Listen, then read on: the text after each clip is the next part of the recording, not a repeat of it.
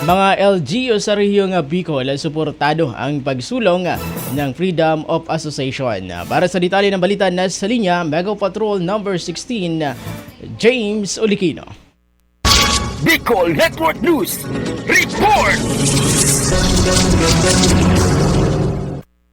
Suportado ng mga lokal na gobyerno sa iba't ibang bahagi ng rehiyon ng Bicol ang pagsusulong ng Freedom of Association sa isinagawang capacity building activity on Freedom of Association for LGUs kahapon Agosto 28 sa Concourse Hall sa Legazpi City. Kaugnay nito binigyan diin ni Officer in Charge Regional Director Emelda Romanillos ang mahalagang gampanin ng mga lokal na gobyerno bilang katulong ng Department of Labor and Employment o DOLE sa pagsusulong ng FOA. Dagdag pa niya mahalagang maprotektahan ng karapatan ng parehong manggagawa at employers at kinakailangan ring mas mapalawak ang pagpapalaganap ng impormasyon at advokasya. Samantala ang nasabing aktibidad ay dinaluhan ng 43 kinatawan ng mga local chief executives ng first and second class na mga munisipalidad at syudad sa buong rehiyon. Tinalakay rin ni Engineer Roberto Arañas, Supervising Labor Employment Officer, ang layunin at papel ng Department of Interior and Local Government at mga lokal na gobyerno upang magamit ang karapatan ng bawat manggagawang Bicolano. Sa kabilang dako iprinisinta ni Darlene Allende, Division Chief ng DILG Region 5, ang Memorandum Circular 2023-102